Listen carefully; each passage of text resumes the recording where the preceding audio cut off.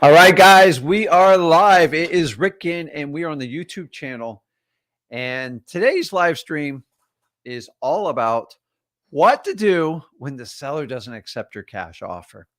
And if you're not prepared for this moment, you probably just haven't done wholesaling long enough. So I have been in this situation tens of thousands of times. And the key to understand is not to panic. So, what I want to do is we are going to take this live stream and dedicate it towards what to do when your cash offer doesn't get accepted. And what you have to first understand is this is a majority of the time. So, if you don't prepare for this, not necessarily that it's an objection, but just to understand how do I attack this and how do I turn it into the best positive outcome as possible. That's what we're here to attack today. And that's what I'm going to talk about.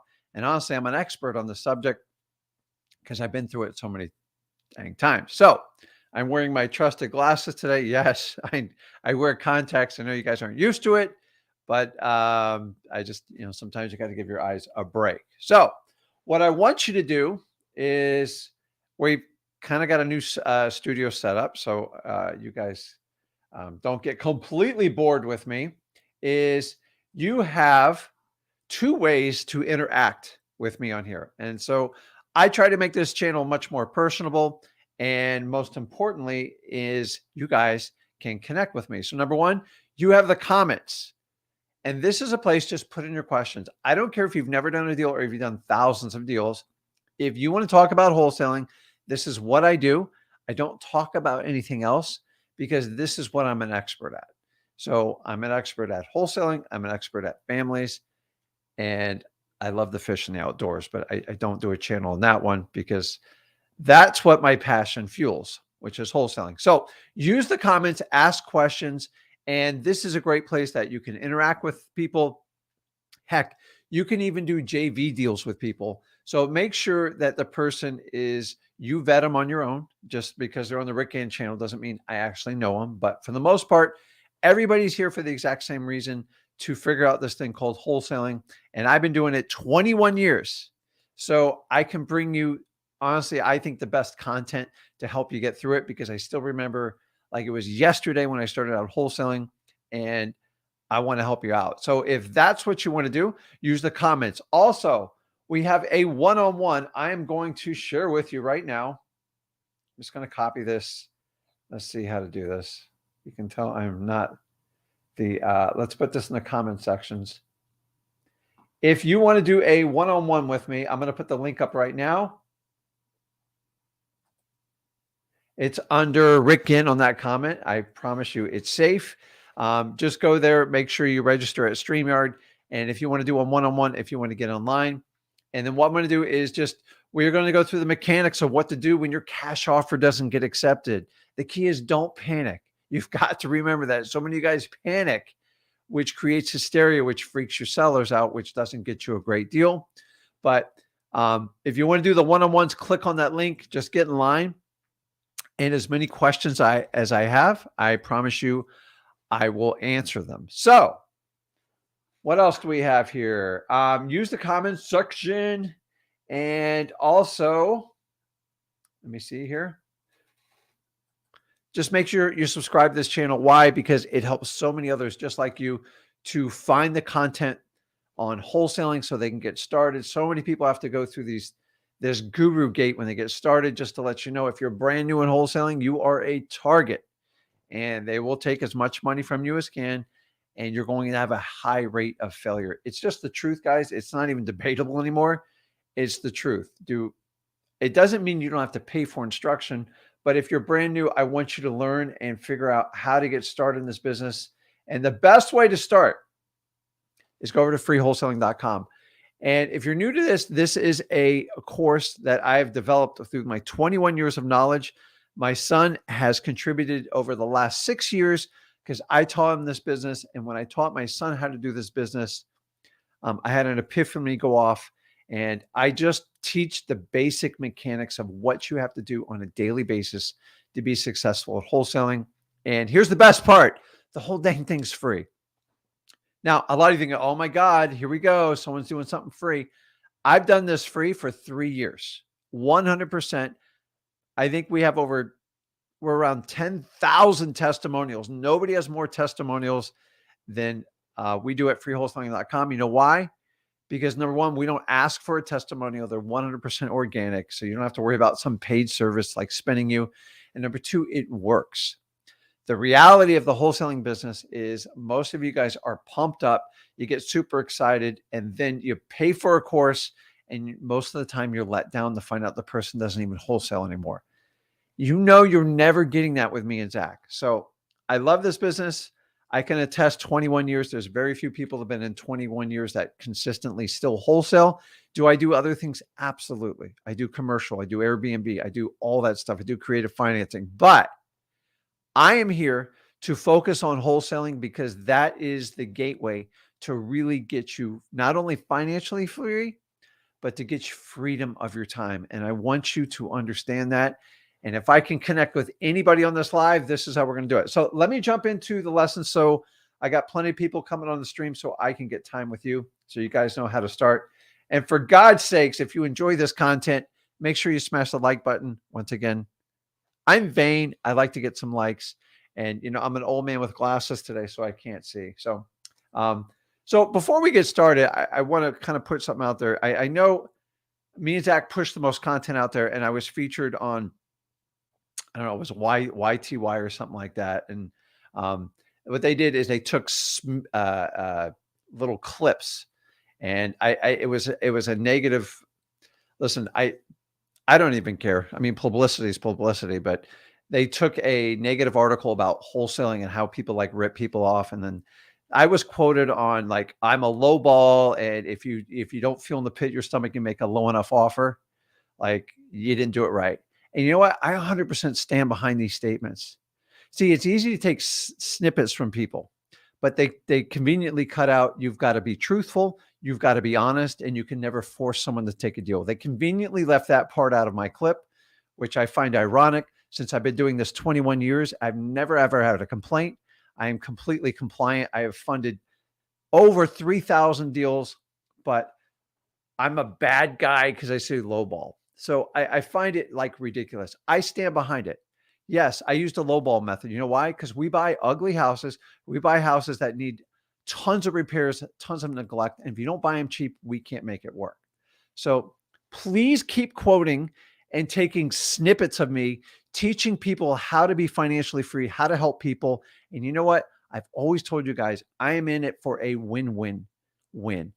I help out the seller because they want to get rid of the property. I help out the new cash buyer because they get a project at a great deal. And then I help out my business and my family because I provide a service. And if you want to take a snippet out of me and you can't even pronounce my name right because you guys are like news media. So they call me Rick Ginn. So anybody who knows me, they know my name is Ginn. So I stand by it. I don't care. Like anybody can take a snippet of what you do. I honestly believe you still have to do the low ball and you have to go for no because we are running a business. Every other company does it. Why do you think we do it different? The exception is I don't take advantage of people and all I do is try to help people out. So I see a lot of people have been commenting on like, hey, I saw you on that. Guys, I stand by what I do. Like this is what we do. Do you want to overpay for properties and then you take a loss? We help people out.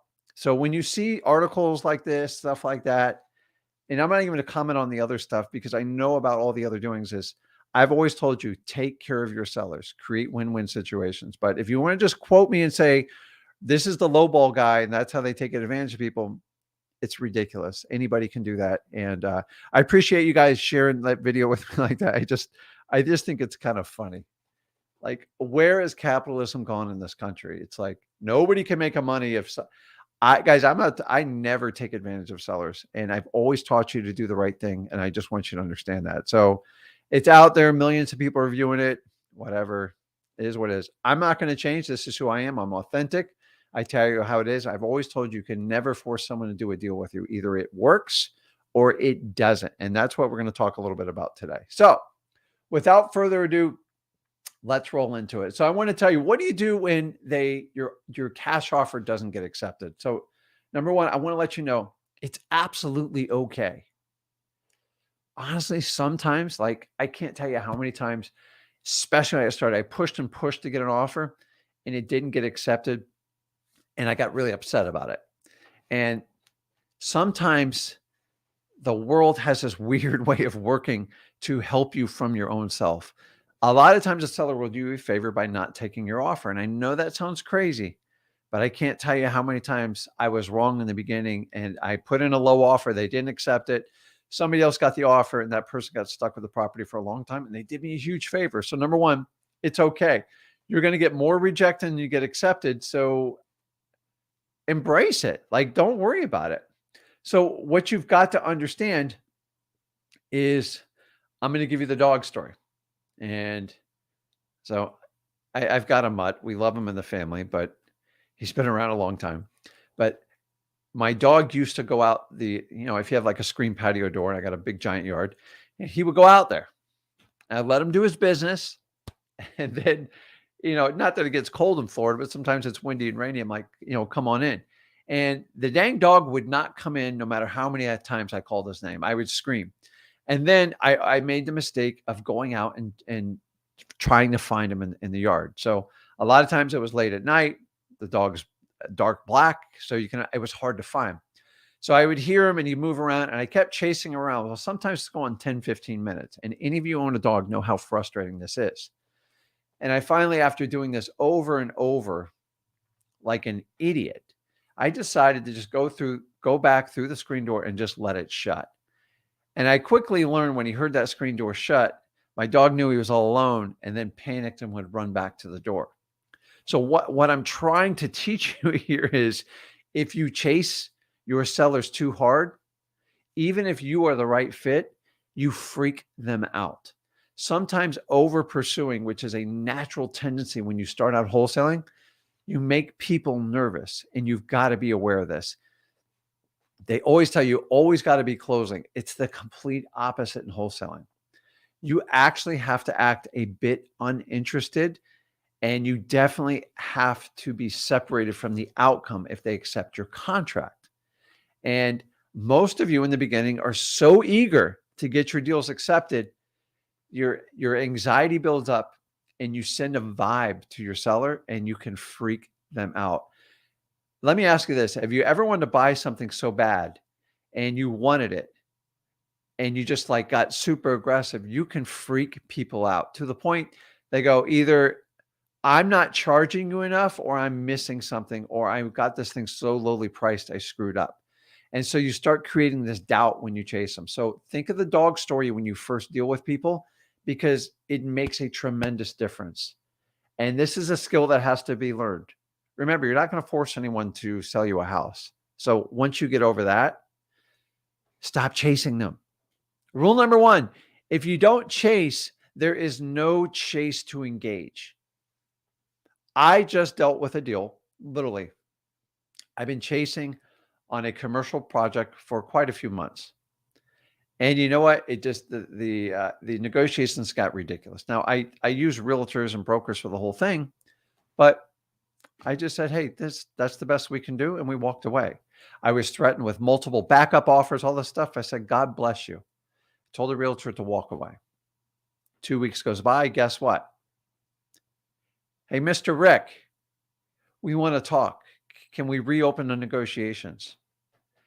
Guess who's in control when that happens? Why? Because you stop chasing, things happen for you. When you chase, they always think they can get more and they're going to keep pulling from you. So understand that. So how do I stop chasing? The first thing you have to understand is you have to understand the art of detachment. And this is a skill set that it's a lost art. And here's what I mean by it is you have to make an offer. There's a limit in what you can make the offer. And if they don't accept your offer, you have to be okay with it and you have to move on. You're going to have a good day no matter what, if they take the offer or not. And if you can accept that, your business will explode. Because if you're dependent on it, it means you're going to do whatever you can to make that offer stick. And you're not going to stick to your rules of wholesaling, whatever your numbers were. And you're going to get yourself in trouble really quick. So learning the art of detachment. Remember, you and only you have the choice to be happy. And if you're going to let the outcome of a contract dictate how the rest of your day is going to go, your business, the rest of your work week or your day, you're going to be in trouble in this business. We already know most people are going to not cooperate, meaning they're not going to accept our offer. And I'm okay with that. But the minute you decide I have to have this offer or my business is doomed, you're done. You see, people can sense if you're attached to something, and people can sense when you're not attached to something. And when you're not attached to something, it just feels better in this entire world. And I don't know how else to tell you that. It's just the truth. So the other detachment, the reality is it's okay to have emotions when you put out a contract and you have to wait for a response. But once you put it out there, leave your lines open, leave your communications open, and walk away and go to the next deal. And if it works, then that's great. But so many times you guys get so upset if you get a maybe or like, I don't know, or like, but today we're talking about when your cash offer gets rejected. So let's kind of keep moving forward. Now, before you get into any of this, I want you to understand this is you got to have an upfront agreement with these people. And if you don't know what the upfront agreement is, go over to freewholesaling.com. I go into grave detail on this. But basically you're saying, listen, no matter what, seller, I'm going to help you out. I'm going to listen to you. And at the end of this, either we're going to do business or we're going to be friends. But either way, I want to help you out. But you got to make a decision. And your decision is yes to work with Rick. Great. If it's no, I can handle it. Just give me a hard no. Can we agree to have a decision by the outcome of this meeting? Yes. That's it. If you don't do that, you wind up in maybe land or let me think it over land, and you'll never get out of it. Now, that doesn't guarantee someone still won't make a decision. And that's what we're here to talk about today. But now we're talking about when they actually flat out just won't agree to your cash offer. But the upfront agreement, guys, it will eliminate so many of your problems. And a lot of you are scared to have it. And I'm telling you, by not having that conversation, you just create more anxiety and you create a pain on the back end. And the pain is mostly on you. Trust me, I've been there. I know this better than anybody. Now, here's the reality. The reality is when somebody rejects your offer, sometimes it's not just about the number. I want you to think about that. So many times, you've got to understand, most people, when we're dealing with them, when they're selling their home, it is usually one of their biggest decisions in their life. And when people have to make big decisions, they want reassurance. And if you don't give them that reassurance, they're going to seek it from lawyers, realtors, title companies, neighbors, friends, and family. Your job is to try to reassure them the best as possible they're making the right decision. Now, sometimes it's not just price, and that's what you have to understand. So the first thing we have to understand is, why is my offer being rejected? And if you can get to the core of this answer, you'll know exactly which way to attack to try to save your deal. Now, you have to understand this. Well, Rick, they just said no to my offer. No. They're saying no to something. So if you look back, always just so when it hits there, the first thing you want to do is go back to, where did this deal come from? What lead source did it come from? Did it come from code violations? Did it come from tax delinquency? And that will help you a little bit with the root of the problem. Now, if they're from the government list, often foreclosures, tax delinquencies, code violations, people are big time procrastinators. That's what they do. And it's common to have this. And by the way, one of the biggest fixes I have is just have a constant line of communication with these people till you get to a decision. You can't have too many conversations with someone, but if you have a huge gap between your conversations, you can have a lot of issues. So you have to understand, why are they rejecting it? Sometimes the reality is, most of you go, Rick, it's just price. They don't like my price and that's it. Before you start attacking price and everything else, go back to the fundamental root. And here's what I say. Mr. Seller, you said you wanted to sell the house by this date and you just need to get out from it. We talked about a number. I made an offer based on the numbers you gave me. What did I miss? And so the idea is sometimes it's not even the number. And so many of you guys attack number right off the bat. Now, I will tell you this. If it's just price and that seller is only focused on getting a certain number, which there's certain sellers that are like that, I'm just going to give you the truth of this business. Nobody tells you you're not getting that deal, because to get the highest price possible, you got to go in realtor world, you got to go in the retail world, and you will not make it in wholesaling by trying to get those people. Those are people that want to sell their house. They don't need to sell their house. And the sooner you understand that, there's not much you can do for that one other than go up in your price. But if you're already at your close to your MAO, what's the point? You're going to have to move on, give them some time, and you can put them in a follow-up. Don't sit here and spend your energy on people that want to sell their house, because they're just going to take the highest bidder. And even if you put them under contract, most likely they're going to backdoor you on a contract. Yes, it's incorrect. It is a defensible defense in the court of law. But in the reality is, I've never sued a homeowner. And you'd have to do something really bad to have me do that. But like, if you deal with enough people, that's just a waste of time and resources. So if it's just price and all it is price and there's nothing else, odds are they are not going to be your seller. They are not. It's just not going to work. They need to go see a realtor. That's it. And if you accept that, move on, because you can't waste energy trying to force people to sell you a house, because it's never going to work.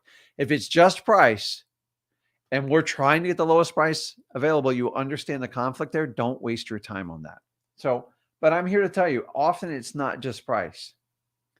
Here's the next one. You ready? Is it you? I can tell you, man, sometimes you can rub a seller the wrong way.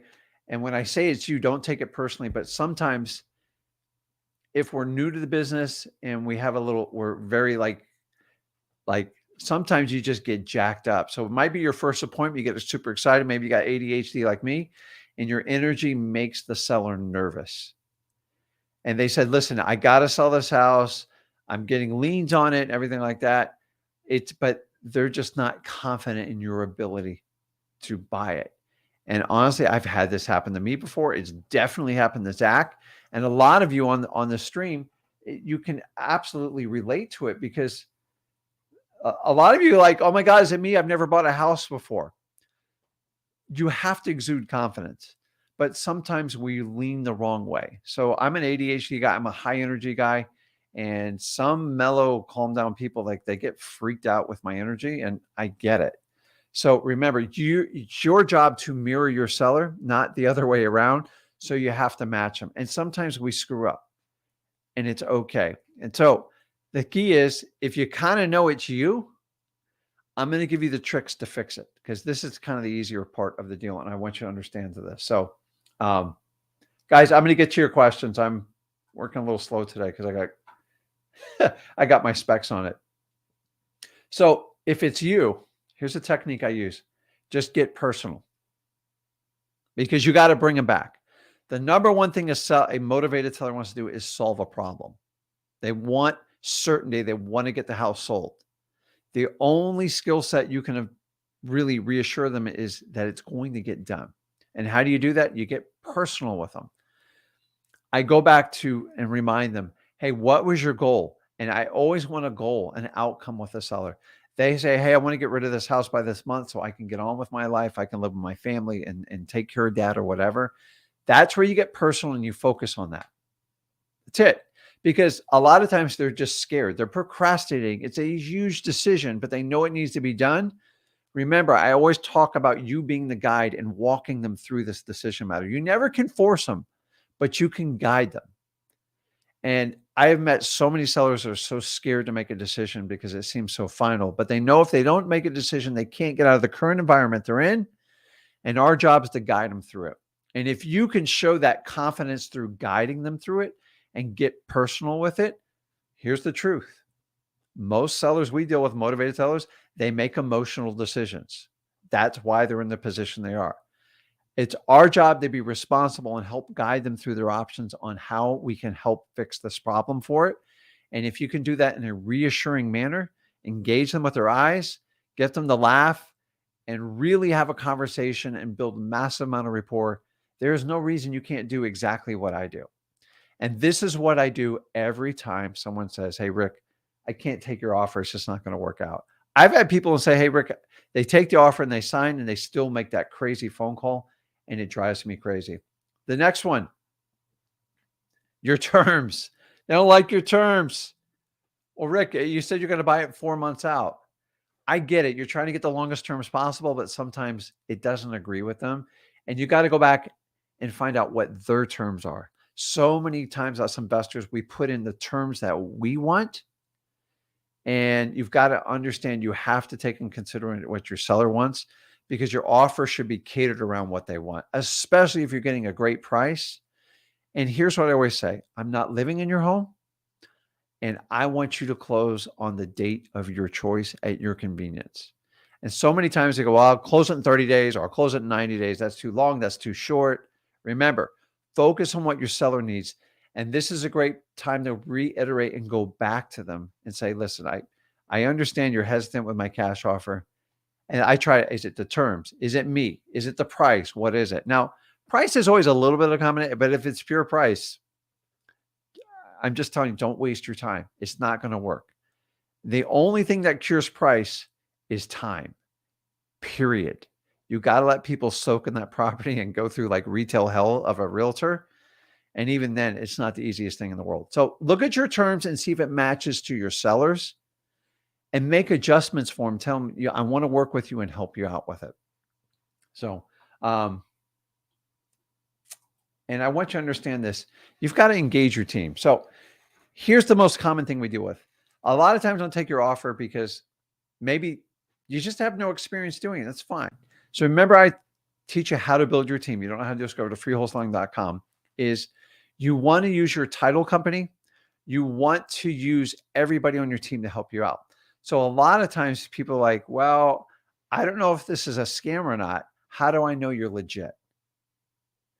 Now I'm here to tell you, this thing where people do websites, you can put all your testimonials up there. I've been doing this a long time. Nobody cares about that.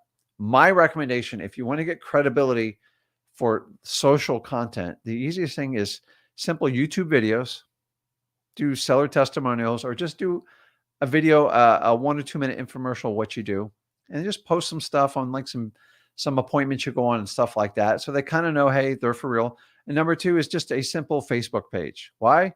Because it's simple. People can search it. It doesn't cost you any money. Don't do any of these SEO, these paid per click stuff like that. And honestly, don't build a website just to promote your company, because sellers don't care. I've probably had 30 websites. I've gotten rid of every one of them, because just have one singular place where people can go, and that's all they want to do. The best credentials you can get outside of you is third-party endorsement, and it's your title company. So when people are uncomfortable with me, and it happens all the time, and there will be with you, tell them to meet you over at your title company and get your title rep to help explain what a credible, great person you are, how you're using a third party that's licensed and insured, and they will handle the financials and they will handle the title. And we're going to do this all legal and above board. And if you have any questions, please reach out to the title company, because we're here to serve you. So many times I took my sellers to a title company. It's like everything, because now they're reassured with what you're doing. And now you just got to get down to the final number. Now, the reality is sometimes, let me put this on here, you got to step it up. So when we deal with people with procrastination on, tax delinquencies, foreclosures, code violations, is make it personable. Do something to help them. And we're in a much more different society. In the old days, I used to pick people up for closings. I suggest you now use Uber or Lyft. You can do some stuff virtually. I now have a preset list of local moving companies to help them out. Sometimes I'll give them a credit or towards the moving company. You got to know what your risk tolerance is to do this. You never ever pay directly for any of these, because you don't want to be liable, but you can give a credit on their closing to help with the mover, and the mover does the day of the closing. So it's all funded right there. but just get personal and help them out. I don't want you helping moving. I don't want you to be liable. I don't want you to give people rides like I used to. I used to have to do some crazy stuff to get people to closings. But today we are in a world where you have to do some special offerings sometimes to help people out to get them through it. I've brought lunch, I've brought dinner, I've done everything I humanly possibly could to get people to a closing.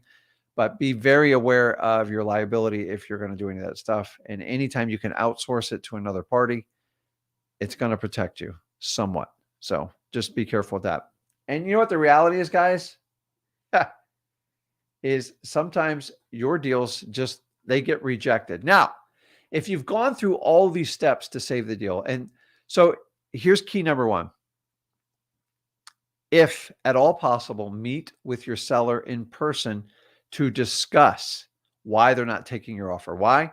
Visual clues are so much better than they are on the phone.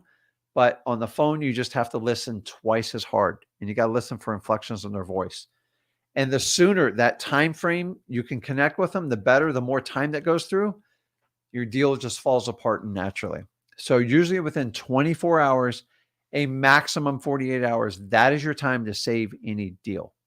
And a lot of times you just got to walk them through, just like you're a guide, and walk through why you guys met, what they wanted to accomplish, and what you offered to accomplish it, and guide them through the process and get the seller out of their own way. That is what I am absolutely best in. And that's what I've always taught you. This is what I taught Zach. These are the exact skill sets that we both share. I mean, we are blood, but like he spent so much time with me, and he has this stuff naturally built into him. He takes it a step further than me. You guys know he's really good, and I love him for that. But I just want you to understand, okay, Rick, if it still gets rejected, here's the best part. You are not going to chase like a rabid dog because it's going to make it worse. Let a little bit of time go by and then have a reason to call your seller back. Now, here's a technique I've done that for you to call the seller back in like 3 days or a week and go, Mr. Seller, have you changed your mind on that offer? It's terrible. It's so transparent and it doesn't look good. Now, sometimes that property will go under contract with another wholesaler or like a realtor or something like that. And honestly, I get super excited when that happens because if I had to put in a low offer because that's what the numbers were and somebody overpays for it, the odds of them being able to convert that property and make money with it are slim to none. So when that contract expires in 30 or 45 days, it's much easier for me to slide in, and then they can have that coming to Jesus meeting a lot easier. Because if someone lies to them, gets them a number and they can't fulfill it, and then I'm still right here being consistent, and here's what I tell them, I was honest with you and I was fair with you, they will come back to you so much harder. So here's the key is you got to let time go by.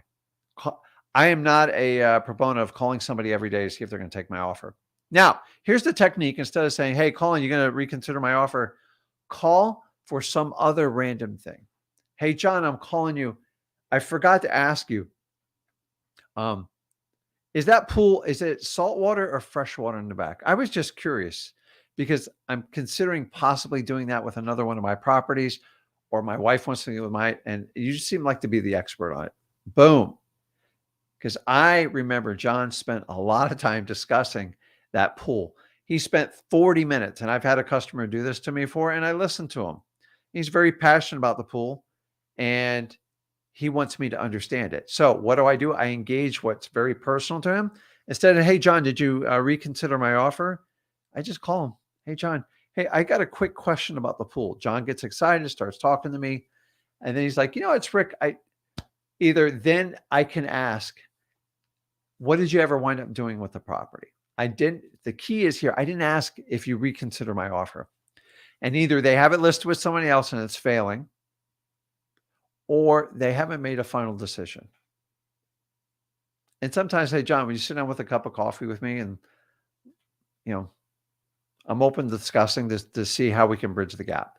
And it's simple like that. You guys who call and just say, hey, listen, if you reconsider my offer, something like that, you can't do it. You've got to have what I call like a step conversation.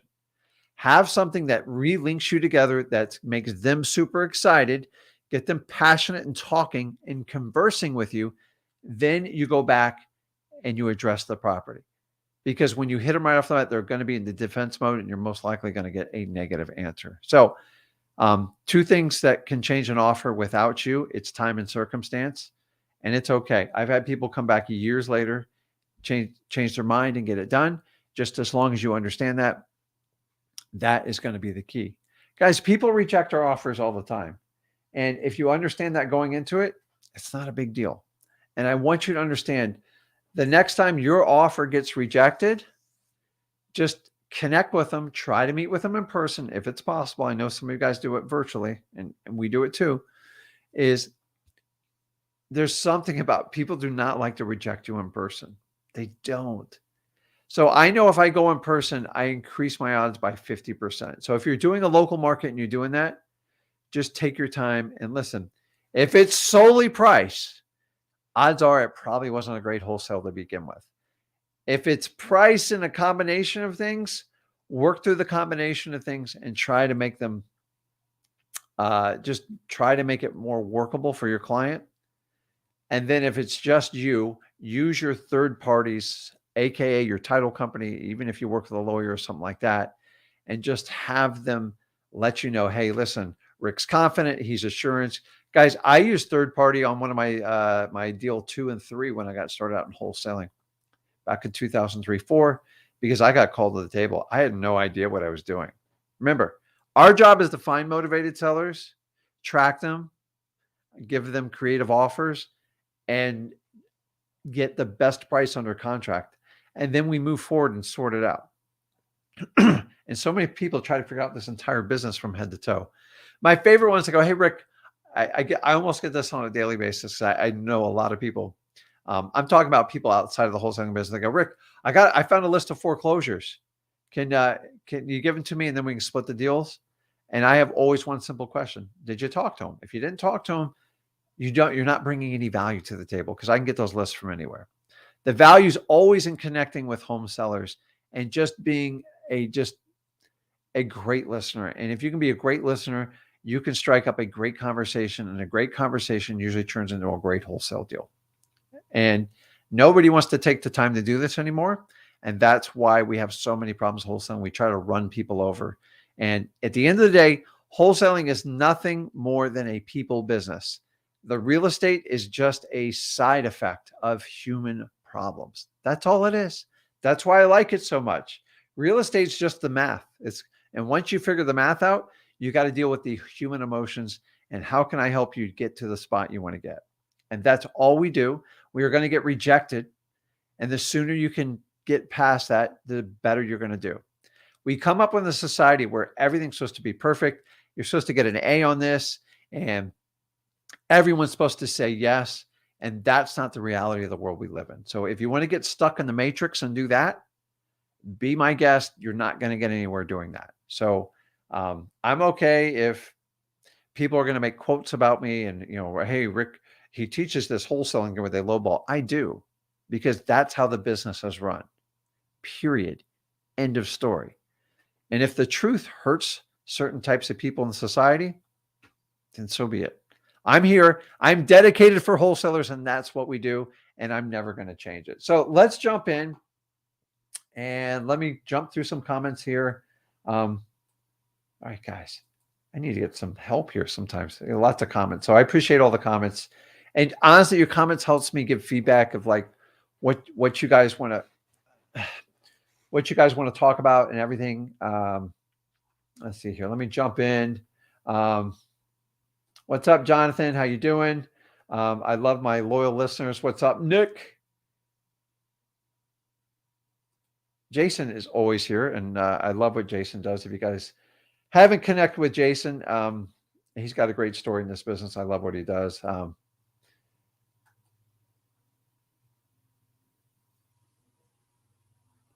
And Nick's. So anybody asks if you want to talk about probates today, this is correct. Nick's 100% on this. So read the comment out there.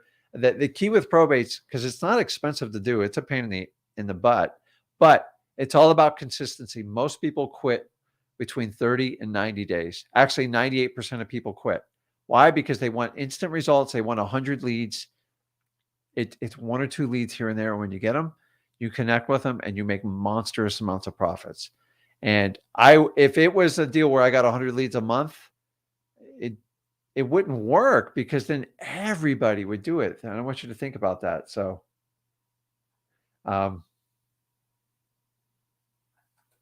it says, I know nothing about TYT. I honestly, I don't care, because there is only one group I subscribe to. Actually, there's 3. That's a lie. Obviously, wholesaling. That's what I do. It's what I'm passionate about. And you can take snippets of whatever you want of me. I stand by them. Like, this is a business. And if the truth hurts you, I can't help you. Number 2, I'm a huge family man.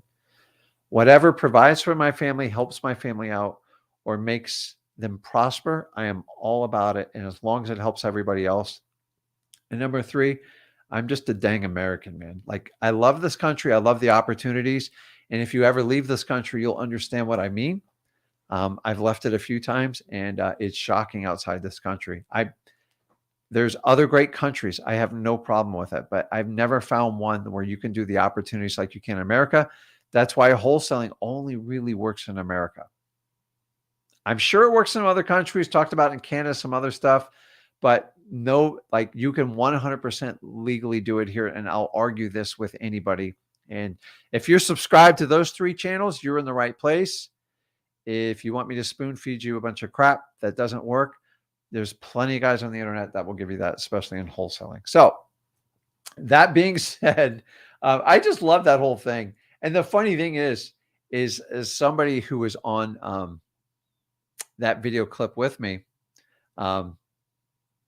actually, we had to get a legal team involved with them, because they muddied up one of our deals before, and they do it all the time, and they try to strong arm everybody. And by the way, that's a franchise of a wholesaling business, and I'll just kind of leave it at that. But the rest of us have to pay the price for it. But you know what? Even bad news is good news sometimes. Even bad publicity, isn't that what they say? So I appreciate it. So yeah. So a little bit of a new background. I'm not,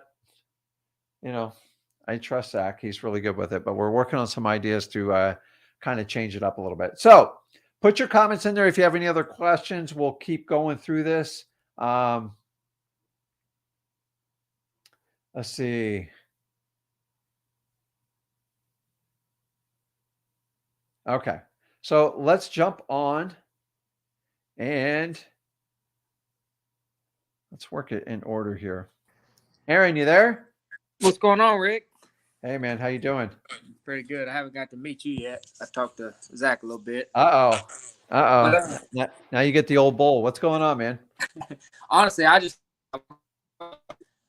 went through the priority probate system, and I watched that video 100 times. But the Excel and the Word templates that I got off of it, for some reason, whenever I type in all the information on the Excel sheet and then try to merge the deal, it don't pop up like you said. But also the preview results, it will not give me an option to click that.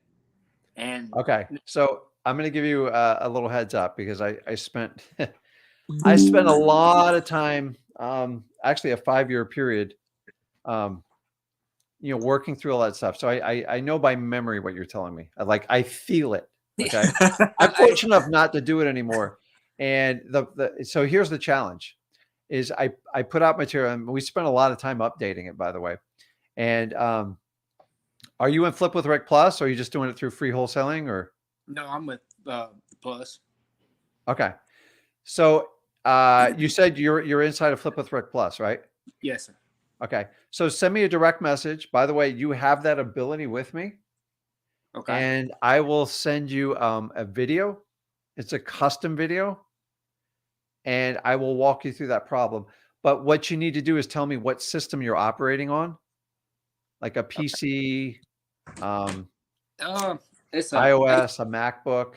HP. If you can send me the details to that, I'll send you a video. And if not, I'll reshoot you it.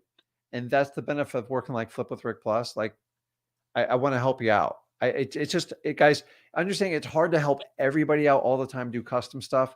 So we do the Flip with Rick Plus. So if you're in there, you know how to do the DM, right? Yes, sir. Just send it to me. I'm the expert on Okay. that. I do have a bank of videos. And the other thing is you got to understand these systems always update. So every time we do it, you have to reshoot it and redo it. But mail merge, you know what the crazy thing is? Like you're just one step away from making it work, and it's annoying as hell, right? Very. I know exactly what you're talking about because I had to actually hire an expert to like teach me like a mail merge. But the good thing is once you figure it out once, you never have to deal with it again. So send me a DM and I'll work on getting you that video. And if not, I'll work with you directly to make sure you get it done. Yeah, So it's just, you're just 1 or 2 clicks away from it because you're talking about databases and merge fields. It's a pain in the ass, but just tell me what system you're operating on. And that will help a lot. And here's a little, it's easier on like a Windows through Office products. It's much more of a pain in the ass on like Mac and iOS. I don't know why. It's just how it is. Yeah, I was ready to blow my top this morning. No. Send it to me. Like send me that, and I'll sit down and I'll take the time. And honestly, it's that's why I did the Flip with Rick Plus, just to get rid of some of those little customizations you guys need. And that's what it's there for. You send me a DM. I swear to you, you guys can Flip with Rick Plus that send me and Zach a DM. We literally answer you. I do not have an assistant that answers it for you. So send that over and I'll fix that for you because it's just a technical question. And I promise you in a day, I can have it fixed for you. Okay. Appreciate it. What else you got? That's it, man. Okay.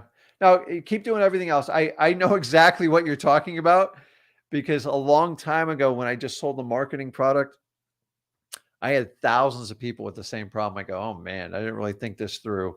And there's so many iterations in computers that I had to sit down and work with a company to figure it out. And we did. But what I did is I had to learn how to do a mail merge, and it took me about a week.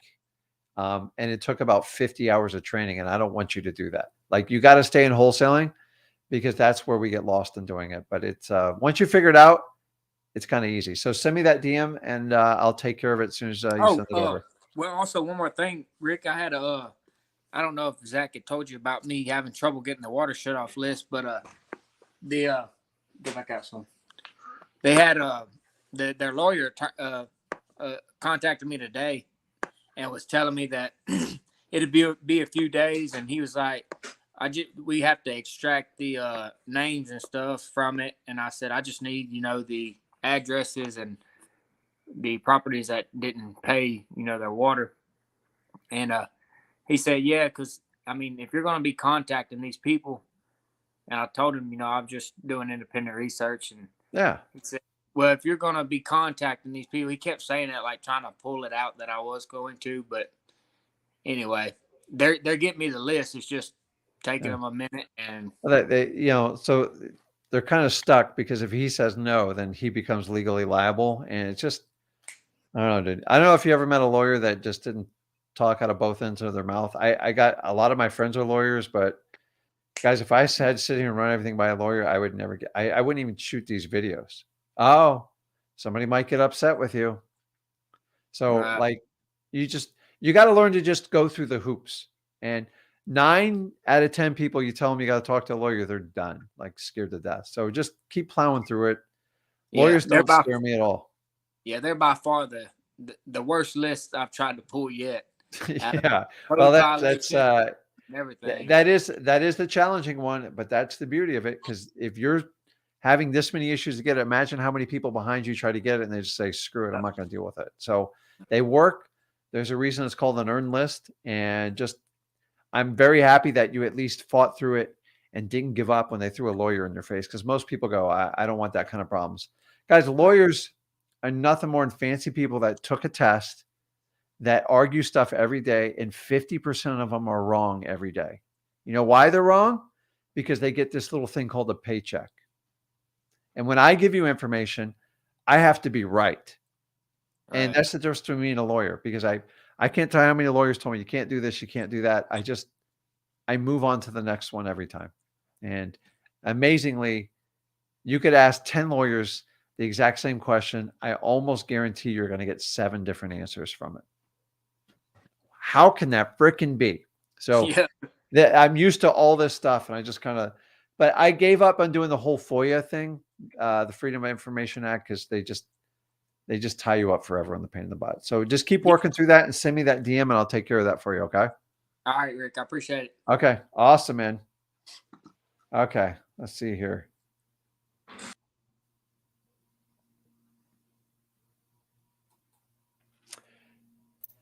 Okay. I've got a M or a C on the screen. You there? Hi, can you hear me? Yes. Can you hear me? Yeah, I can hear you. Hi, Rick. So I had a question, real quick. Who am I speaking with? I'm speaking to Ravon. I don't know if you, I Okay. think you met with me before. Okay. What's up, Ravon? So yeah, I had a question. So for the thing is, I talked to this one MLS property, this seller, right? He's very motivated. He's like, oh, I'm very motivated to sell, so don't be scared to lowball the offer. I'm like, all right, no problem. So I never done an MLS. I never got my first deal yet, but I never done an MLS property. But I know he's a motivated seller, so I was like, why not talk to him and see, how far this can go. So I talked to the agent today. She said, yeah, he's very motivated and all. I didn't know what price to do, so I lowballed. It's from Zillow. It's just for sale, but it's by agent. And I think Zach said on the video that if it's MLS, isn't it 75% off the price, if I'm right, or 25%? 70. 70. So I it's offered 70 or 75. Honestly, it's just a shot over the bow. Mhm. But I mean, you know how I feel about MLS. It's just it's difficult. How long has it been on the market? Here's the thing, though. It's been on the market for 9 days, but he says he's really motivated. So I was like, why not give it a shot? The thing is, it was on market for around 49,000, close to 50,000. Yeah. I offered 25,000, half of that. And she says she'll get back to me. She'll talk to the seller and all. So I'm like, yeah, no problem. And I'm thinking that if they don't accept the offer, should I go up to 30 or just, It depends. What's the ARV on it? I mean, it's in Detroit, so ARV is probably around 70,000. It's low. Yeah, it just depends. And how much work does it need? It probably needs a lot of work by the looks of it. Yeah. So you got a lot of loose numbers in there. Yeah. A lot of work. You got to put a number on it. And you got to figure out what the actual ARV is. So I would find somebody that you can work with in Detroit. Mm-hmm. Because Detroit's one of those places that it's weird. It's just like it's house to house.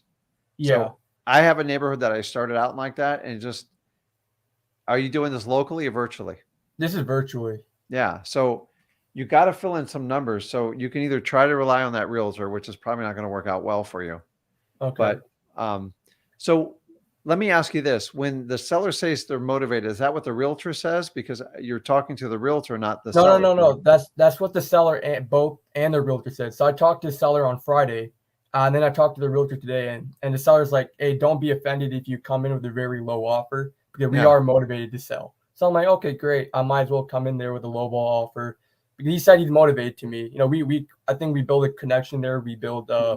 We talked about stuff like outside of wholesaling to build the rapport.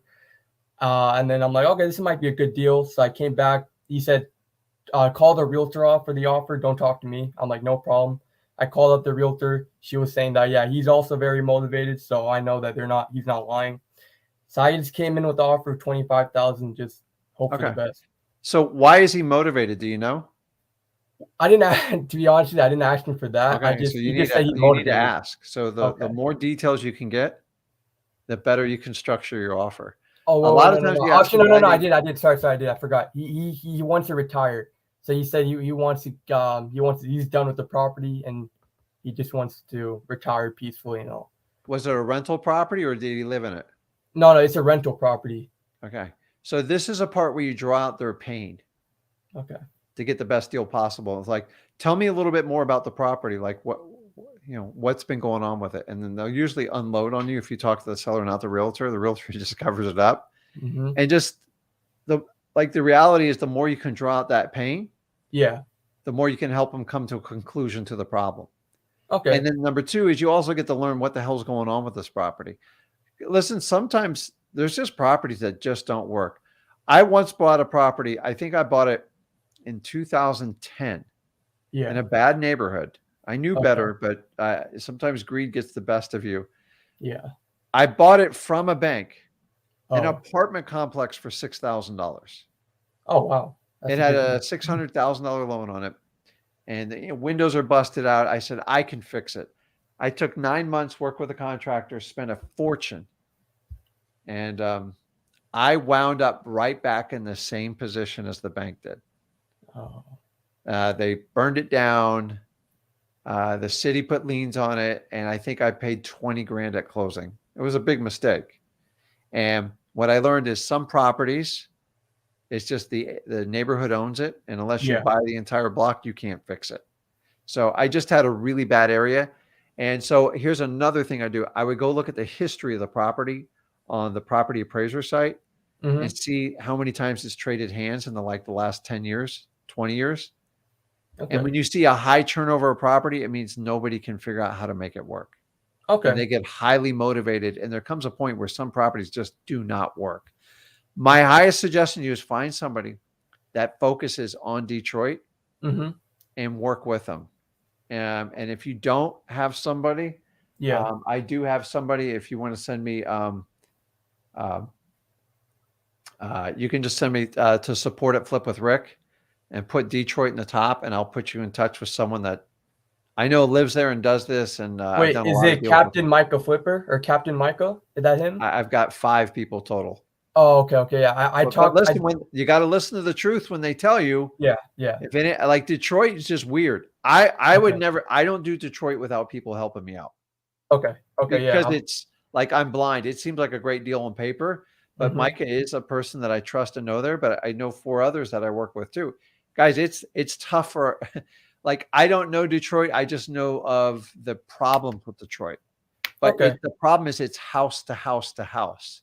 Oh, okay. And sometimes they'll tell you, they go, listen, it just ain't going to work. This is the deal. I'm highly suspect that they're motivated that it's listed with a realtor, because most motivated people don't even go through that much time and effort to list a Detroit property. They just find the quickest cash buyer and they move on with their life. So try to dig into it, but being virtual and being your first deal, you're going to need help with it because here's the truth, guys. Sometimes the lowest end properties are the biggest nightmare. I've done multi-million-dollar deals that are easier than $5,000 properties. The amount of drama and BS you put up with them, sometimes they're just not worth it. So I don't like anything that's on MLS for the most part, especially as a beginner. So I think that's a red flag. If you can work with someone, try to, and just kind of go from there. Because I think I contacted Michael a while back. He didn't respond to me. I know he's a busy guy. So listen, guys, when you guys contact people, especially someone that does the business and you don't do it, you have to offer them value and help. Because if they get, just so you know, I probably get thousands of contacts per month. And then I have to sort through a team on which one to call back. You can't take a person and call back. It's a time of it. If there's no value being brought to the table, there's not much someone can do for you. And so you need to come in with, you were very vague on your numbers, to be honest with you. It needs a lot of work. That's not a number to me. I can't quantitate it. I think it's, so you've got to go fill in those numbers, construct it well, send a text or an email and follow up with a phone number. And then they'll at least give you guidance and say, I think this is a bad deal because of this, or if we can do this, or you let me talk to the seller, we can do that. That's what I would do. But you can't go in, guys, when you call up someone and go, hey, I need this and that. If you don't give them the numbers and they have to do all the work for you, dude, they look at hundreds, if not thousands of deals themselves. They don't want to do all that work, and nor do I. And so I think you just need to be a little bit more detailed and offer a helping hand. And honestly, I say, listen, someone like that guy, like Micah, just say, listen, is there something I can help you with? Do you want me to follow up or help out something with you? And you'll get a lot further with it. I've met a lot of people. I've started with a rough relationship, but once they see that you actually want to help them out, it's completely different. Remember, they're the expert. You're trying to get help. And honestly, I know a JV, you split it, but honestly, on the JV deals, for every 100 JVs I get, there's 4 or 5 that actually work. So we have to sort through all those numbers and it wouldn't be any difference for someone like this. So, and there's other people there too. If you need help, reach out and we'll try to do it. But just try that Okay. and try to get a definitive answer. But you got to give them like real numbers, and then they'll go, hey. And then someone like him, I know him well. He'll want to get on the phone and three-way and call the seller and just walk through it. Okay.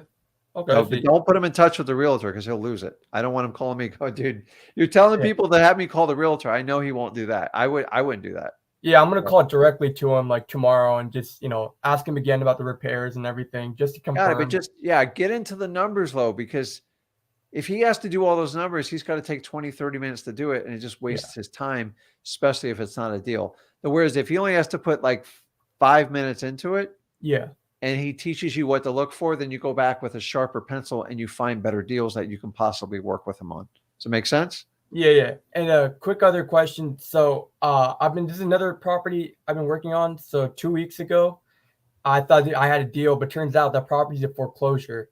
So I was wondering if we could wholesale a foreclosure house. I keep telling the seller, hey, call the bank, at least strike a deal with them so that you can get your property out of foreclosure.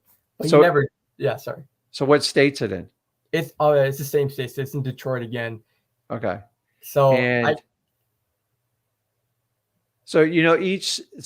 there's two types of court systems that foreclosures work. Are you aware of that?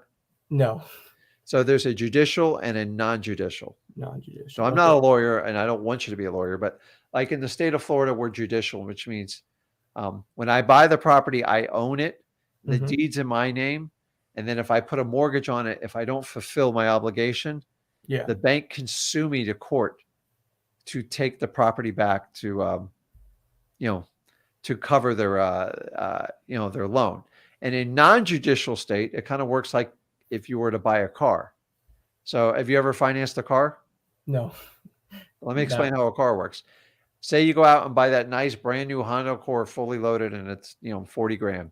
Okay. So you put down 3,000 and then you owe 37,000. Okay. Who holds the title? The bank, right? They still hold the bank. And the bank keeps it till you pay it off. That's kind of how a non-judicial works, meaning they basically, they're on that title and they got it locked down. And so without getting into the legal sense, because I don't do that. In non-judicial state, foreclosures go much faster. Oh, okay. Because the bank actually, they're kind of holding the deed in trust. That's basically how it works.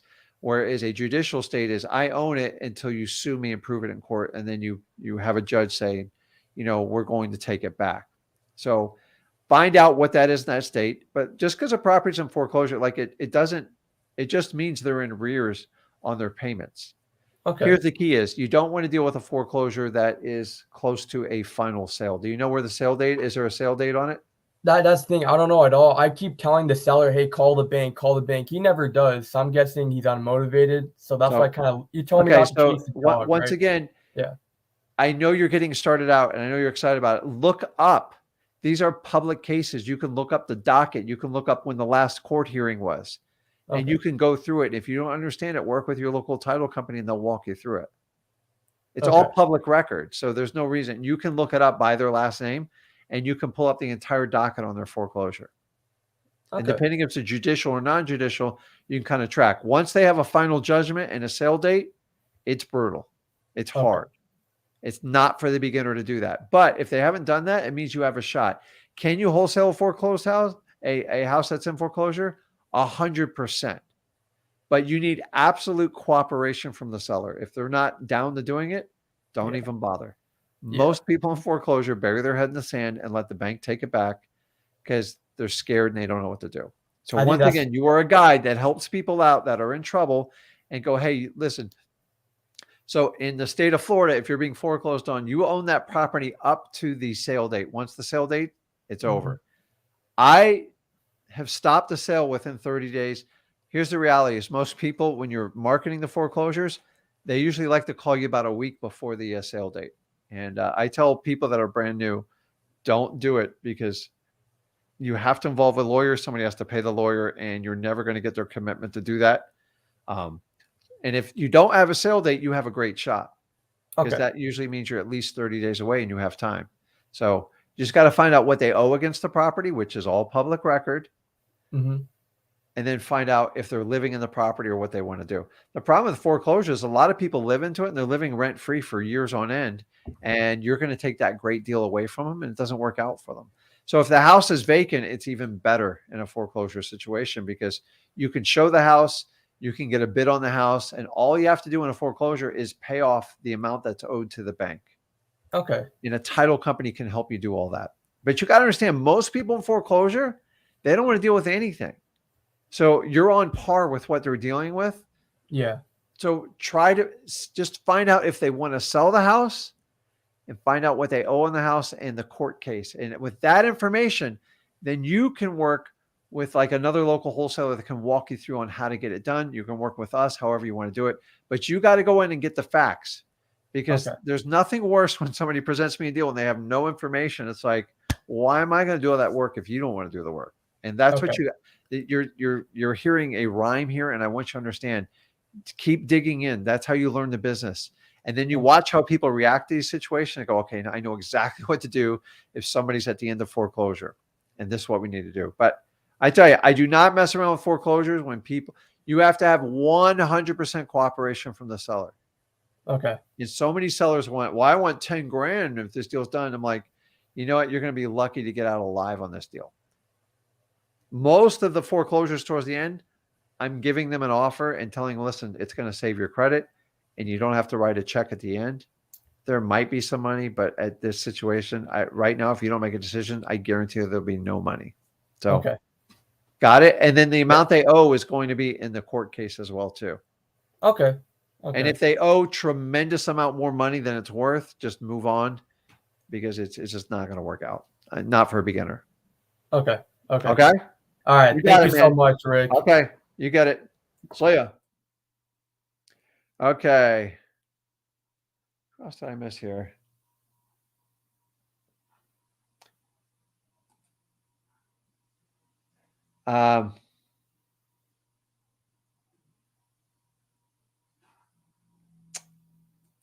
Darius, you there? Darius, I promise I won't bite. It doesn't matter. I'm here. Hey, man, what's going on? Not much. It's my first time on. I appreciate you taking my my call. That's okay, man. What's going on? What can I help you out with? Yeah. Well, I've been with you for about 2 weeks now, and I just had a few questions. I'm just getting all my ducks in a row so I can get started. Well, my first question is, I got with the title company, and they sent me a list of fees. I did watch your video on fees, and I know I have to watch it again. Yeah. But I'm wondering if I can send you it. I don't know if I have to be a part of the Flip with Rick Plus in order to do something like that. But you know, there's a lot of different fees on there. I don't know if they're charging me more for anything, but they're pretty itemized. I don't know if I think I recently released, I've done a lot of videos on title companies. The reason why I asked them to put their fees in writing, because guys, they know when you guys are brand new at this, and they will play with you like a child toy. Like, because if you don't know what to ask for. So here's an easy thing is, reach out to 3 other random title companies. They don't have to be investor friendly, and ask for a copy of their fees. Okay, so I'll do that. Not cross-reference. So which state are you in? I'm in Georgia. Yeah. So the crazy thing is, I try to teach people about the summation of fees, because title companies have this crazy thing where they'll call it a title review fee. They'll call it a utility lien fee, and just add them up. And I'm a statistical guy. If the number doesn't exceed this, you call the fee whatever you want. When the number exceeds this, we are going to go through them line item by line item and pick away at it. So traditionally in a title company, they're going to charge what they call a settlement fee. And that's just their fee. Remember, that's their fee for having a staff, a receptionist, lights on, and paying for the lease of the building. There's a cost to running a business, right? And they have to charge accordingly. Now, the second set of fees are fees that you and me cannot negotiate. They are set government fees. And you can get that from the state of Georgia. So usually they record to record anything in public records, there's a fee for it. And like whenever you sell and transact on a property in any state, that it's so ridiculous how much we pay in these fees. But like in the state of Florida, every $1,000 I record, it's 0.007 cents. Wow. Or 0.07. So you can divide it. You can actually do the mathematical. And then there's recording fees. And then you have obviously your taxes. All those are non-negotiable. So when people argue with that, you're just wasting your time. What you want to do is they get a settlement fee, but here's where the title companies will get you. They'll just put a bunch of other little line item fees in there. Just go through everyone and just start asking, what is this for? What does this cover? Now, how does a title company make most of their money, though? Which fee do they make most of their money? I don't even remember. Testing you, Darius. I don't remember. They sell insurance policies. They sell a right, policy. insurance policy. That's right. So they are regulated by the state of Georgia how much they can charge, and you can get that, and they have to legally give you that number. Now, on average, so if the title policy is $2,000, they earn about 55% of that money as their profit. That's how they make most of their money. They use the settlement fee to cover their overhead running costs. And then what they like to do is put a lot of garbage fees in. And if you don't pay attention, they'll just keep stacking them on there. Like I've seen everything on there. Like, so if they charge you a utility lien search, ask them for a copy because they legally have to give you a report of all the utility lien searches. Like I know in the state of Florida, all the companies charge me for that. They never do it. And I tell them, unless I have a report right here at the closing, you got to take that fee off. And they learn after a while. But the reality is, Darius, is once you get used to working with a title company and you understand the boundaries they work in, they can't really screw you. And it's just easier. In the beginning, I just accepted everyone's fees. I once got charged a $3,500 settlement fee. Wow. I thought that was normal. Do you know how much I pay for an average settlement? And keep in mind, guys, I do a lot of transactions. I pay $395. That's it. End of story. Like they know that if there's anything more than that, I'm going to like go nuts.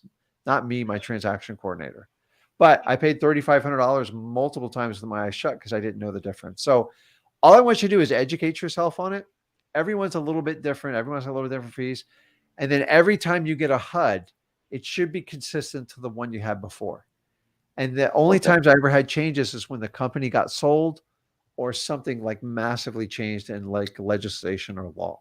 And so like I'll get $395, but then I get charged like $150 title search fee. So I know on average, I'm going to pay about $700 to $800 in just fees to the title company because that's what they have to charge to cover their overhead. And if it goes over that number, I'm done. Like I get like, and that's what you just got to understand and go through it.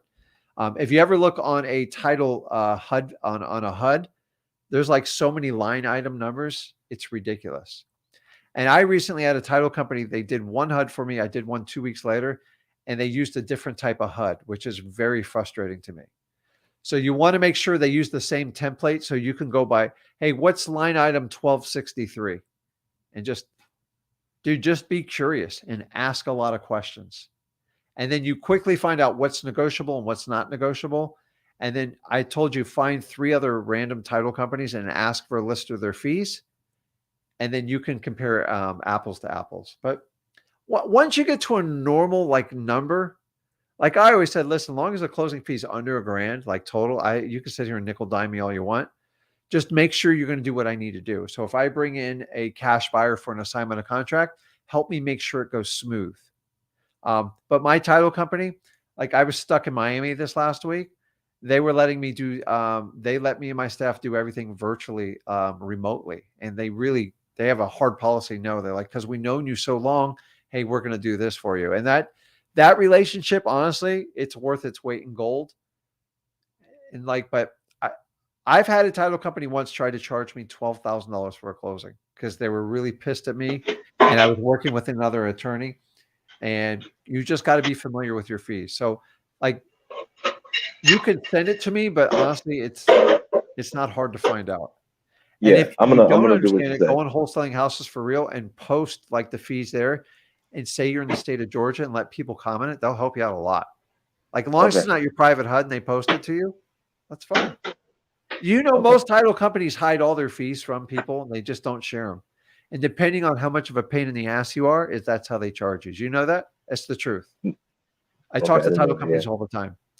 They go, he's difficult, so we're just going to charge him the $12.95 closing fee. I'm like, oh my God, how do I not be difficult? So Right. understand your title company holds the keys to a lot of things. I've had, ready for this, I've had title companies do closings for zero cost for me because they felt bad, like about something that went down with the transaction. That's the title company you want to work with. So within reason, add up all the fees they're charging and then figure it out from there. But like, I don't spend time on wire fees and stuff like that. It just, and then if you have to do a notary, let them handle it. But just to let you know, a mobile notary is $75. I Right. just had a title company charge me $350. I'm like, show me the bill. They can't Right. show you the bill, don't pay it. So Understood. they unfortunately, the truth is a lot of them take advantage of us wholesalers because they can, and we let them. So if you get the fees up front, they can't double down on back of you. So Yeah, they sent me a list of fees as soon as I got off the phone with them. They sent me a whole list. So okay. And did you yeah, I'm look just at gonna them? go through them. Yeah, I'm gonna go through them again. Yeah. So go get another title company and compare it to it and just start walking through it. And then ask them questions line by line. What's this one for? What's that one for? And just start going. But when it comes to like notaries or like all this other stuff, ask them for invoices for it. If they give you utility lien search, they use a third-party company to produce that report. You want that report. I found out in one of my counties, I did 15 recent closings. They charged me for each one of them, and they never actually ran the report. You know why? Because somebody came back to me for an old water bill. And I go, not my problem. They're like, man, we're not paying that. I'm like, let me explain how title works for you. And it just, like, we got in an argument over a $600 bill. I'm Wow. like, what's the point of doing a utility lien search if I'm going to get a bill after the closing? Right. They're like, no, we don't actually run it, Rick. We just tell you we do. I'm like, okay. So you're fine with it. Don't spend too much energy. And what you'll do is you'll find out, like my rule of thumb, if a closing company ever charges you more than $1,000 in closing outside of an attorney, you're usually getting screwed. It's just the truth of the matter. Okay. So look it I'll up do and that. see if that rhymes true. And if not, go back down. And then as you do more closings, they'll keep discounting your fees. And so you Yeah. should get the worst case scenario up front. Got you. Okay. I have one more question. Yeah. If that's okay. I know that I think I heard you say that the buyers are supposed to cover those title fees. So when it comes to title fees, guys, I want everybody to understand on this that everything's negotiable. So you have a price of a house. If a house is 200 grand, that's what you negotiate on it. Now, when it goes to title, depending on what county and what state you're in, there's what they call customary fees. Customary means this is what the realtor is doing in your local county. You want to find out what the customary fees, ask your title company and they'll tell you. So like in the state of Florida, predominantly the buyer pays for the title insurance and the seller pays the doc stamps. Now, it's 100% negotiable. If you get a phenomenal deal, Darius, like phenomenal deal, and they're kind of like, well, I like it, but I'm worried about this. I go, I'll tell you what, if you can take this offer, I will go ahead and pay for your closing fees. And then you got to spell out, that's going to be the recording fees. That's going to be the title insurance, which are to the two biggest. The only thing really negotiable at that point, and then you'll pay the closing fees from the title company because you know it's $1,000, right? So now you know how to negotiate. The only thing left in the air is the property taxes. And I try to dictate. Now, if it's a reasonable property tax and they're not behind like 5 years, I'll pick it up. But you can negotiate anything. Some people love when you just pay closing costs, but sometimes on a tight deal, I can't pay for closing costs because they could be $4 or $5 grand and it doesn't make the deal work. So I only use the closing cost as an incentive to sign a deal with me. I never use it as a rule unless I put it on the marketing itself. So, and then the word closing cost is very misleading. It's like, what's closing cost? Usually the closing cost traditionally is what the fee the title company charges you is roughly around $1,000. So when you say, hey, I'm paying closing cost, it doesn't overcommit you to anything, just so you know. But sellers like to be clear and know, hey, what am I going to net? Then you have to get into the numbers. If I'm getting a deal 50 cents on the dollar, who cares if I'm going to pay the closing cost? But I will tell them, if it includes property taxes and you're marketing to people with tax delinquencies, I've seen property taxes as far back as 10 years. So you got to be careful what you commit to. And I ask them, and you can look up and see when people pay their property taxes. So when it comes to closing costs, it just becomes part of the negotiation. When you get a phenomenal deal and you just want to incentivize them to close, go, listen, I tell you what, Miss Smith, if you can commit to me now and we can get a signed contract, I'll go ahead and throw in the closing cost to make this a no-brainer for you. That's it. If you have a really tight deal, don't throw it in, because you're just going to throw in more cost on top of your number and it's not going to work out. Everything is negotiable in real estate. The customary closing charges are set by your local realtors, which influence the title companies. But remember, you can negotiate whatever you want. Make sense? Thank you. Yeah, I appreciate that. That makes a lot of sense. Man. I appreciate you taking my If you need call. any help with it. All right, we'll do. Okay. Let's see here. Chris, you there? I'm here. What's going on? Not much. Just got off work. How you doing today? Good, man. How are you doing? Good. Let's go, man. What you got? So first things first, I know I'm probably going to get my head chomped off in this live or in the chats or whatever, because I'm just. Here's the really cool thing is I just tell you the way it is. Yeah. Because so many people in these like coaching program stuff, it's so fluffy, and like you just honestly, when someone tells you the truth, if you can get past like it doesn't hurt, it just makes you stronger. You're better off that way. So go ahead. Well, I know one of my questions is already going to be, or probably going to go back to the freewholesaling.com, which I'm in the process of watching. I just got on y'all's YouTube channel just like 2 days ago. Okay, I got it. I got caught up in the guru stuff, to be honest with you. Yeah. So, I've got money there that I'm trying to work back. So were you brand new in the business when you got into that mess? Yes. I started trying to get into it about a year ago, and so it didn't go nowhere. Chris, would you say it's fair to say that people are new to wholesaling are a big target for like the coaching dollars, right? Yes. It's ridiculous. You probably didn't get pursued by one person, right? I've had 2 so far now. Yeah. And the first one was, like I said, was about a year ago. And then there was one that when I was still doing my research, trying to get back into it and figure things out, I got caught up with another one that I had a big live stream and all that, and it didn't go nowhere. Yeah. Well, I appreciate you not using names on here, because I don't want to offend gurus because they get really upset. But the truth of the matter is, if you're new to wholesaling and you're excited about it, you are the biggest target in the market.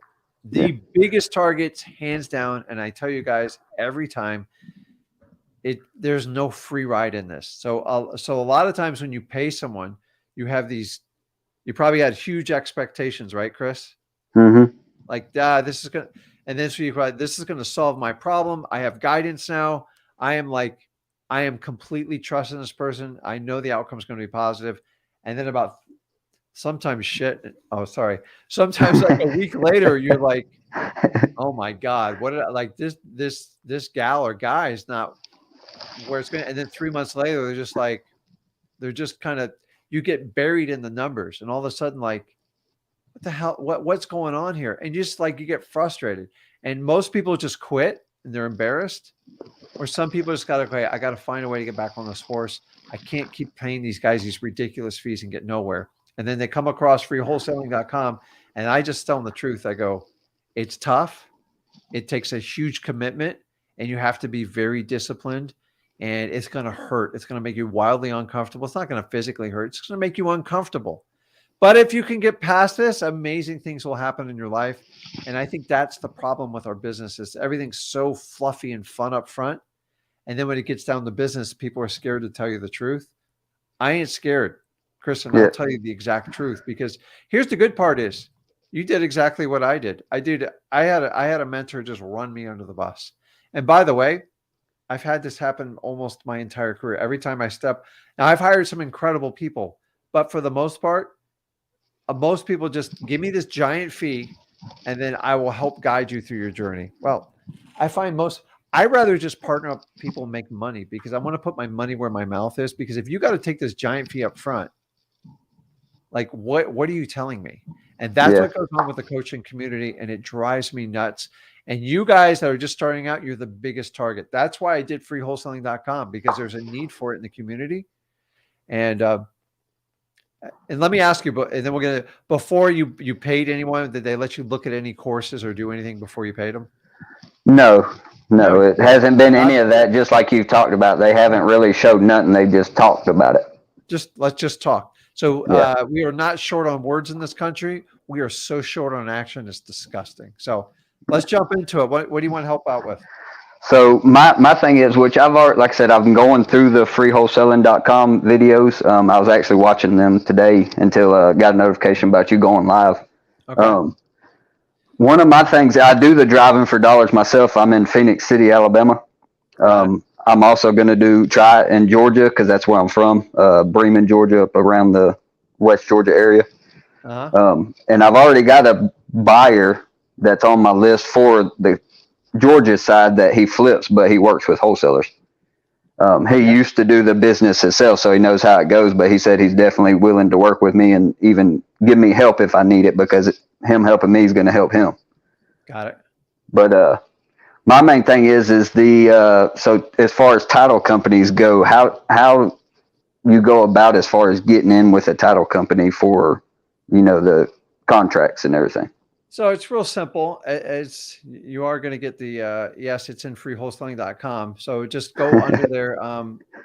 I have so many title videos. So you can do it at freewholesaling.com. You also can check it out on Flip with Rick, and you can search in there. I know there's a lot of videos, but I do a thorough title company video on how to interview them and how to find the right title company. And the key is you've got to ask the right questions right off the bat. Here's the reality is probably 75% of the title companies you'll talk to are not going to be a good fit. Why? Because they're programmed for realtors and they don't understand what we do as wholesalers, and that's okay. I'm not here to teach them. You do not want to teach your title company how to do wholesaling. It's a disaster and you'll upset them and you're going to have a very bad outcome. So just check that video out. But really, it just revolves around really basic questions. Okay. And you don't have to use the word wholesaler with title companies because you're just labeling yourself. So a lot of people think wholesalers are a pain in the butt. It's just the truth. So I simply ask them, hey, do you work with cash, all cash deals? And are you familiar with an assignment of contract? And if they fumble with both those, don't even do the dance. It's just a waste of time. Okay. Like they have to be, there's title companies that they have their own policies. And if their policies interfere with wholesaling, you're doomed. Like I once did a deal super fast with a title company because I was out of town. I did it. I actually funded it myself. And I had a buyer who was going to buy it the next day. It was going to be a smoking deal. And the title company said, we're not comfortable with this. You have to wait 30 days. And I just looked at him like, who in the heck do you think you are? And I learned the hard way is I had to sit there and wait 31 days. And then they made me sign all these. I had to involve a lawyer. It got so bad. And so a title company can run massive interference. They are the gateway for your assignment of contract. And if they're on your team and they understand what they do, they help you out. They do everything. But a big percentage of title companies do not like working with wholesalers because it makes them very uncomfortable. They think you're doing, and it's just in their head and it's what their boss taught them. And if they don't want your business, don't bring it to them. You're wasting your time. So you're just going to focus around cash deals and assignment of contract. Just go and search the video. It's probably one of my most watched videos. And why? Because I have more expertise in dealing with title companies than all of them put together. So, and then if they don't want to do it, because if you try to go to a company that only deals with realtors, whatever you put on the closing date, they'll assume that's your closing date. I bought properties and closed 2 or 3 days later. I want a company that can help me do that if I have to do it. It's not going to be a big deal in the beginning with you. Your main thing is you have a fluent motion to the assignment of contract. And a title company's policies can screw you over. So I had to use a retail title company recently, and they did everything they could to rip my deal apart. They go, hey, Mr. Seller, just to let you know, Mr. Rick's companies, they're making a $25,000 assignment fee. And we don't, and they'll tell you, we're not comfortable with that. We think you need to understand that, and you need to be aware that you have other options. That to me is beyond you do not want companies like that. If you have an agreement with the seller and everybody's okay with it, it's not the title company job to do massive disclosure. And that's what they'll do if you try to take a realtor focused title company and deal with like a wholesaler. So my only correction on the title videos, I don't tell them I'm a wholesaler, because it's like telling them you're just labeling yourself right off the bat. Right.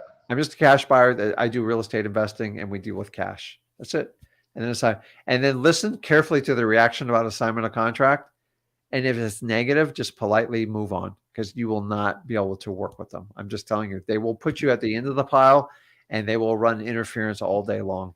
And I lost a lot of deals my first year because I didn't understand how to ask title companies questions. So remember, you can use one title company per state. Like, it's not the end of the world. I prefer if you have it within a county's reach, but they just can't go over state lines. They have to be incorporated in another state and registered. Right. Make sense? All right. It does. And then also, because like I said, I've already been doing driving for dollars. Got some leads already that's local to me that I can get to when I get off work, and some of the subdivisions around me, and rural areas. Because I'm right beside Columbus, Georgia, and in Phoenix City. But I've got one already out of 5 leads that I've been able to get so far as soon as I got off work. And I've got one guy that's motivated to sell. We talked, discussed it, and talked about the house, and they're wanting to get rid of it because his parents passed away, and there's nobody living in it. Yeah. It's been on the market for 114 days. Well, listen, if you ever need to partner up with someone, do his deal. By the way, I love the area you're doing in it. You have a really good area. I'm just telling you, I love that area. It's just, it's ripe for what you do.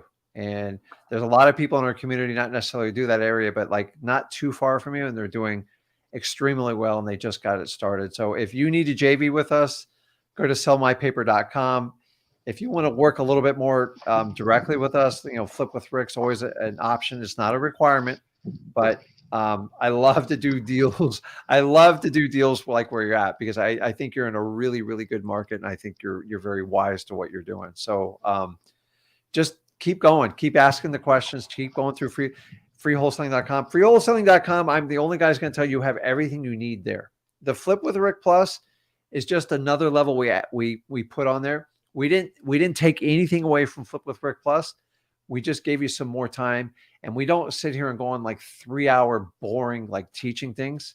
We just work direct. And the really cool thing with Flip with Rick Plus is it's another level that it's affordable for everybody. And if you want to work with us and see us in person, everybody can do it. Never, ever is going to be a requirement. And I would have the same conversation with you, Chris, if you're a member or not with it. But just keep doing what you're doing. You're moving in the right direction. And I think you'll do very well. Just keep moving forward. That's the key with it. And as far as contracts and stuff, just to confirm that, as far as me going to make sure that I'm good with my contracts here, would that be through the title company also?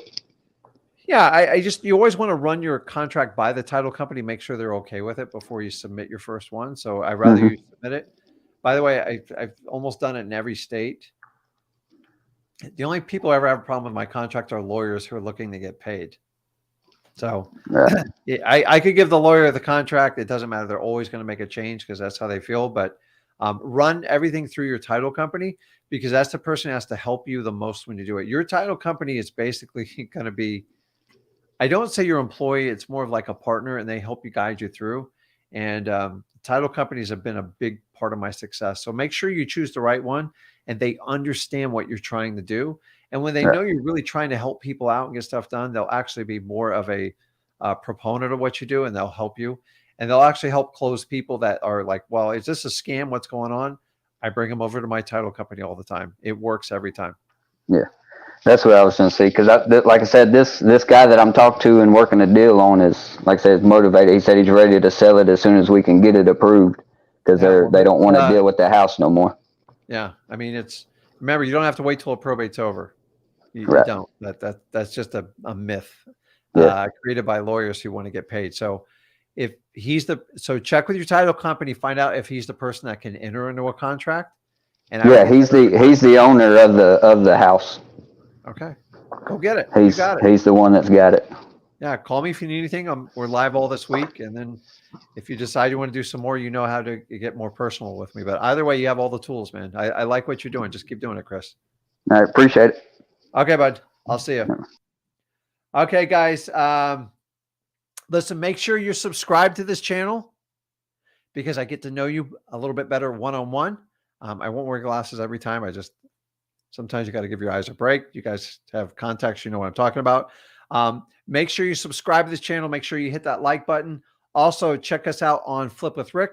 We'll be live all this week. And make sure you check out my son's channel, Zach Ginn. We do all these channels so we can separate some of the information so you can connect with who you want. And also gives a great option for you guys to connect with us on doing these live streams and doing the one-on-ones. I don't know of anybody else that does one-on-ones that doesn't have some sort of hefty fee or you got to be part of a program. Listen, we just want you to get the truth. We want you to engage in wholesaling. I don't care how you got here. I just want you to be successful. And the more people I can help, the greater the legacy. And that's what I want to do with this channel. So guys, if you got value from this, make sure you're subscribed. Make sure you comment on all the future ones. And we'll see you guys shortly. I'll see you guys. Appreciate it. Have a good one.